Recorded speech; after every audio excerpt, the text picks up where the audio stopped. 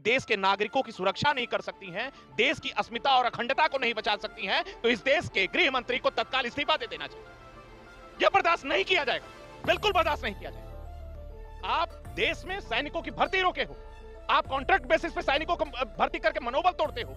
यह देश की अस्मिता के साथ आज हमारे बीच से जो लोग गए हैं वो हमारे भाई हैं, हमारे परिवार का हिस्सा है। इस चीज को हरगिज बर्दाश्त नहीं किया जाएगा। किसी को तो इसकी जिम्मेदारी लेनी पड़ेगी, सरकार को इसकी जिम्मेदारी लेनी पड़ेगी। और माननीय गृह मंत्री जी और प्रधानमंत्री जी, आज देश आपके साथ पूरा संपूर्ण राष्ट्र खड़ा है। आप आगे आइए और ईंट से ईंट बजा के इजराइल और बड़े बड़े देशों पे जैसे, तो वो सबसे सेंसिटिव पार्ट है। क्या 2000 लोगों की सुरक्षा की कोई इंतजाम, कोई व्यवस्था नहीं थी?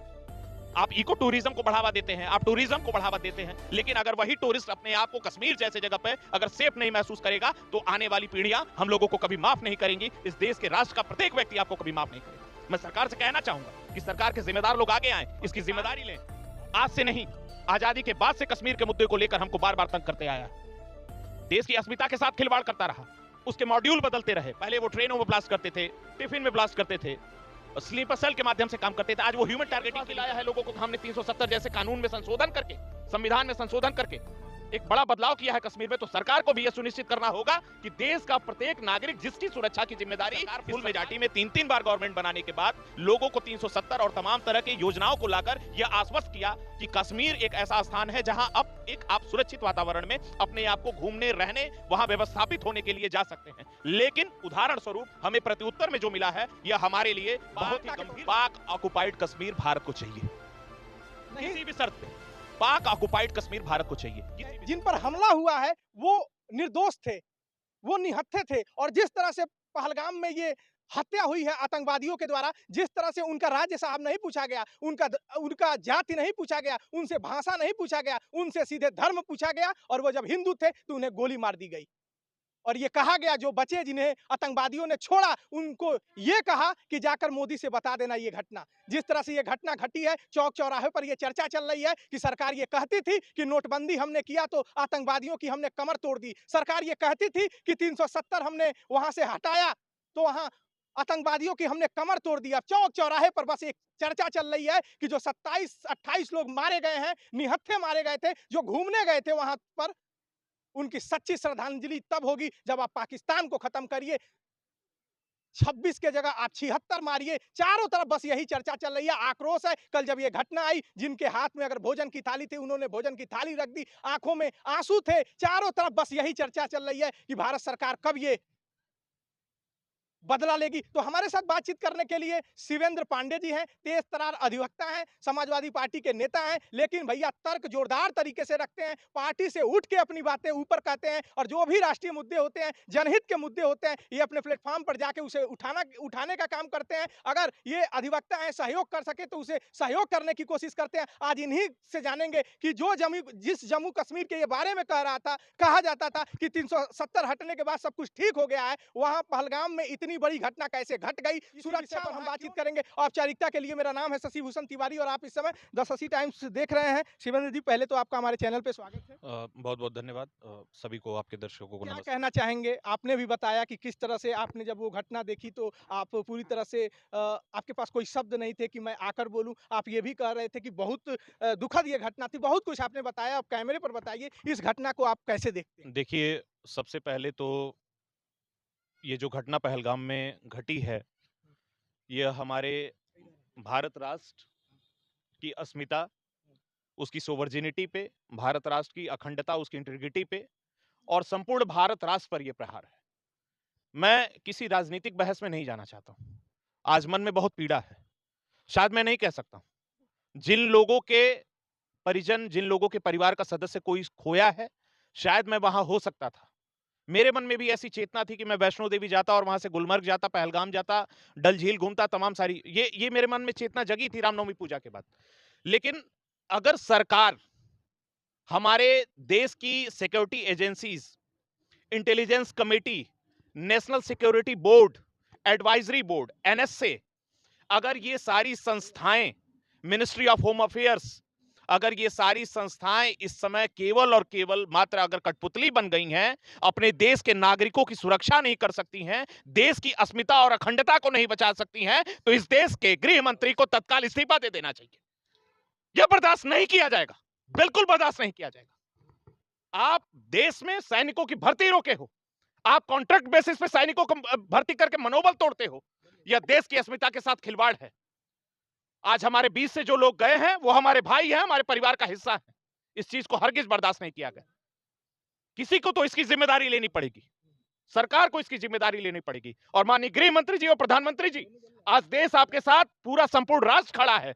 आप आगे आइए और ईंट से ईंट बजा के इजराइल और बड़े बड़े देशों के जैसे इस पीओके पे और उस पार की जो सीमा रेखा के पार जो ये आतंकी बैठे हुए हैं उनको नस्तोनाबूद करिए। पूरा देश आपके साथ खड़ा है। एक तरफ कहा जाता था कि हमने नोटबंदी किया, हमने आतंकवादियों की कमर तोड़ दी। एक तरफ ये कहा गया कि 370 हटाने के बाद कश्मीर में पहले जैसी मतलब शांति बहाली आ गई है, आतंकवादी खत्म हो गए हैं, टूरिस्ट खूब जबरदस्त तरीके से जा रहे हैं, पर्यटक खूब जबरदस्त तरीके से जा रहे हैं, लोग चौक चौराहे पर ये चर्चा कर रहे हैं। पहलगाम जहां पर ये हिंसा हुई है, आतंकवादियों ने पहले महिलाओं को अलग कर दिया, ऐसी सूचना आ रही है, फिर पुरुषों को अलग कर दिया, उनका धर्म पूछा, पैंट तक खुलवाए, वहां एक भी सुरक्षा के लोग नहीं थे। इस पे आप क्या कहेंगे? इस पार्क में जहां खड़ा होकर आपके चैनल के माध्यम से मैं ये बयान दे रहा हूं, इस पार्क में अभी वर्तमान में 50 से 100 लोग एकत्रित होंगे अगर सबको कंबाइंडली इकट्ठा किया जाए। लेकिन आप इस पार्क के इर्द गिर्द किसी भी एक पुलिस एडमिनिस्ट्रेशन की कोई सुरक्षा व्यवस्था देख लीजिए। कश्मीर जो हमारे भारत राष्ट्र का हृदय का टुकड़ा है, जो 1947 की आजादी के बाद जब से पाकिस्तान और इंडिया से कट के वो पाकिस्तान अस्तित्व में आया, तब से वो हमारा सबसे सेंसिटिव पार्ट है।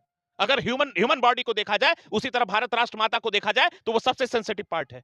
क्या 2000 लोगों की सुरक्षा की कोई इंतजाम, कोई व्यवस्था नहीं थी?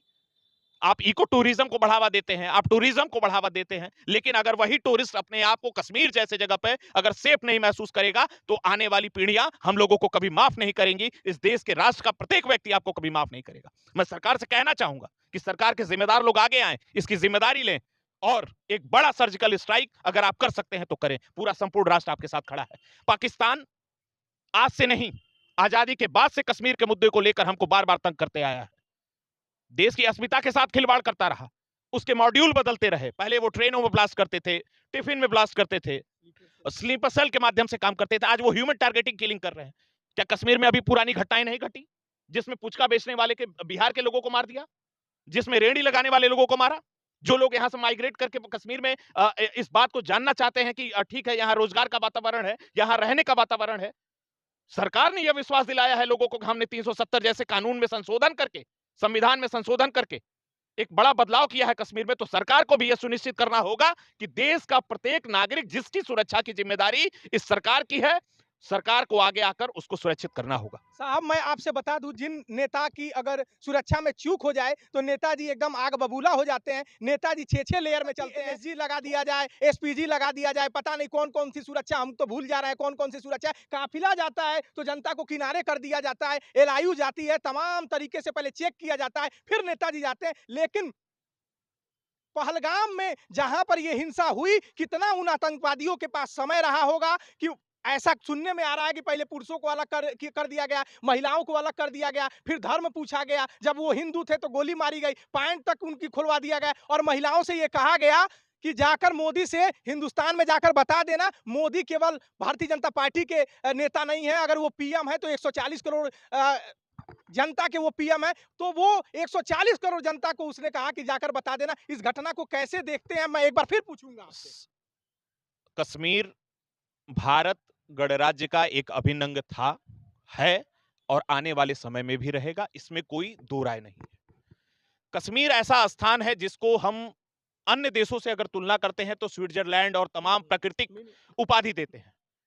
कश्मीर में भारत राज्य से, भारत देश से यहाँ के जो विभिन्न राज्य हैं, चाहे वो नॉर्थ ईस्ट के राज्य हो, कर्नाटका हो, तमिलनाडु हो, चेन्नई हो, महाराष्ट्र, गुजरात, उड़ीसा, आप सभी राज्यों को ले लीजिए, उत्तर प्रदेश हो, बिहार हो, हर प्रदेश से सैलानी घूमने जाते हैं। इस देश में 2014 के पूर्व भी आतंकवाद का मुद्दा था, वर्तमान में भी आतंकवाद का मुद्दा है और आतंकवाद का क्रॉस बॉर्डर टेररिज्म एक संवेदनशील मुद्दा है जिस पर प्रत्येक सरकारें अपने अपने समय में एक ठोस योजना बनाती रही।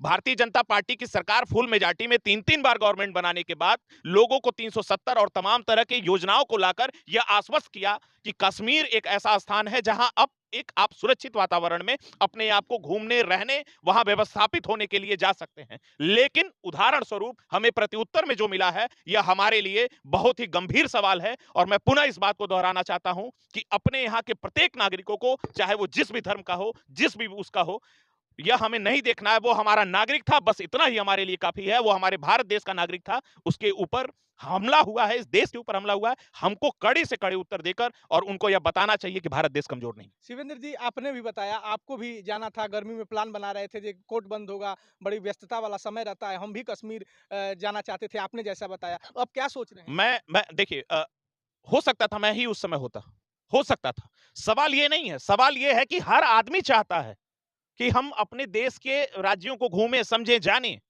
मणिपुर, बंगाल आप यहाँ उठा के देख लीजिए। आखिर ये कभी माओइस्ट के रूप में, कभी इंसर्जेंट के रूप में, कभी टेररिज्म के रूप में अगर ये घटनाएं घटित होती हैं, तो कहीं न कहीं सरकार के ऊपर सवालिया निशान खड़ा करती हैं। इसके लिए सरकार की जवाबदेही तय होनी चाहिए और मैं पुनः आपके कैमरे के माध्यम से यह निवेदन करता हूं कि इसको कोई राजनीतिक मुद्दे के तौर पे ना देखें। यह भारत देश की अस्मिता का सवाल है और भारत देश इसका कड़ा जवाब देगा। शिवेंद्र जी अपनी बात रख रहे थे, जोरदार तरीके से ये बोलते हैं और इन्होंने साफ शब्दों में कहा और कोई भी इस शब्द में कहेगा कि पार्टी लाइन से उठ के, तमाम ट्वीट भी नेताओं के आ रहे हैं, पार्टी लाइन से उठ के सरकार को एक कड़ा कदम लेना चाहिए। लेकिन मैं किससे पूछूं? उन मेन स्ट्रीम मीडिया से पूछूं जो ये बोलते थे कि कश्मीर में सब कुछ सही है? मैं उन नेताओं से पूछूं जो ये बोलते थे कि आप कहीं भी जाइए, घूमिए फिरिए, कोई दिक्कत नहीं है? मैं उन मोदी जी से पूछूं, वो बार बार ये बोलते थे कि नोटबंदी के बाद हमने आतंकवादियों की कमर तोड़ दी? मैं उनसे पूछूं जो ये बोलते थे कि 370 के बाद सब कुछ सामान्य हो गया है, आप कहीं भी घूम सकते हैं, जा सकते हैं? लेकिन सवाल ये है कि जहां पहलगाम में ये दुर्घटना हुई, वो कितनी सुनियोजित ढंग से शिवेंद्र जी थी कि वहां वो एकदम पहाड़ी पर बसा हुआ है, वहां ज्यादा हम कैजुअलिटी करेंगे, वो आतंकवादियों ने सोचा था और वहां कोई सुरक्षा नहीं पहुंच पाएगी। अगर सुरक्षा पहुंचेगी तो हेलीकॉप्टर से पहुंच पाएगी और वहां किसी भी तरह की सुरक्षा नहीं थी। लोग मैं चिल्लाने लगे। पुनः आपके माध्यम से आखिरी बार इस वक्तव्य को कह रहा हूं कि देश के गृह मंत्री, देश के प्रधानमंत्री इस बात को बहुत ही स्पष्ट रूप से समझें और जानें कि भारत देश का हर वो नागरिक इजराइल के तौर पर आपके साथ चलकर मारने को तैयार है। आप एक बार खुली छूट दे दो। दूसरा, ये इसको क्रिटिसिज्म ना समझें, यह सुझाव है। नहीं चाहिए भारत भारत भारत का हर वो नौजवान जिसके अंदर देश की सुरक्षा, देश की अस्मिता के लिए सेवा करने का जज्बा है, आप सेना में भर्ती करो। हमको नहीं चाहिए 5 स्टार रोड, नहीं चाहिए। आप सैनिक मजबूत करो, आप देश की सिक्योरिटी फोर्स को मजबूत करो, आप बॉर्डर को मजबूत करो। अगर हमारे देश की परिधि सुरक्षित है तो भारत का हर नागरिक सुरक्षित है। मैं आपसे निवेदन करता हूं, मैं इस पे किसी तरह की पॉलिटिकल बहस नहीं करना चाहता हूं। मैं पुनः कहता हूं इस देश की रक्षा मंत्री, गृह मंत्री और प्रधानमंत्री से कि आप कड़ी से कड़ी कार्रवाई कीजिए। एक सवाल और पूछेंगे, इसे संयोग मानिए, एक खबर खूब घूम रही है, आप अपने ढंग से उसका जवाब दीजिएगा। कहा जा रहा है कि जब अमेरिका के राष्ट्रपति ट्रंप आए थे तो एक बार दिल्ली जली थी और इस बार उपराष्ट्रपति आए हैं तो कश्मीर जलाने की कोशिश की गई है। देखिए, उरी का हमला, पठानकोट का हमला, अक्षरधाम मंदिर पे हमला, वो एयरबेस जो था, कंधार एयरबेस, कश्मीरी पंडितों का पलायन, या जितनी भी घटनाएं कालखंड में घटित हुई हैं, मैं ये नहीं कह रहा हूं केवल भाजपा में घटित हो, कांग्रेस के रिजिम में भी घटित हुई है। कांग्रेस और भाजपा ही शासन चलाए या थर्ड मोर्चे की सरकार रही हो। उस समय थर्ड मोर्चे की सरकार थी, भाजपा के 85 सांसद थे जिन्होंने समर्थन दिया था। तो मैं ये नहीं कह रहा हूं, मैं ये कह रहा हूं कि इस मुद्दे को अब वह समय आ गया है कि हम जड़ से समाप्त कर दें। क्या होना चाहिए शिवेंद्र जी, एक पा, नागरिक के तौर पे, पाक नेता के तौर पे? पाक ऑक्युपाइड कश्मीर भारत को चाहिए, नहीं, किसी भी शर्त पे।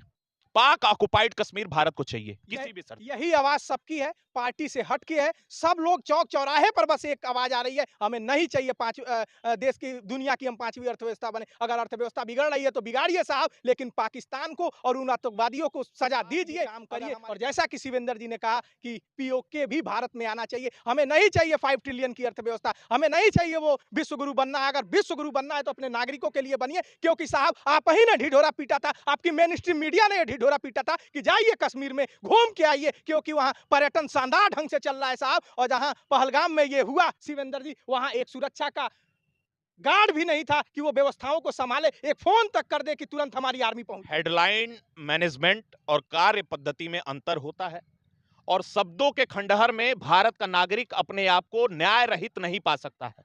तो शब्दों के खंडहर से बाहर आइए और जो कार्रवाई करनी है कड़ी से कड़ी कार्रवाई। तो यही चौक चौराहों की आवाज है। सब लोग यही चाहते हैं कि बस कार्रवाई हो नहीं, दिखना भी चाहिए और पाकिस्तान को तोड़ के रख दीजिए, वो करारता रहे। क्योंकि जिस तरह से उन आतंकवादियों ने, उन हरामखोरों ने जिस तरह से निहत्थों पर वार किया है, जिस तरह से उन्हें धर्म पूछ-पूछ कर मारा गया है, उनको भी उसी तरह से जवाब हमारे देश की आर्मी देगी। उन्हें खुली छूट दीजिए और ये न्याय होता हुआ दिखना भी चाहिए।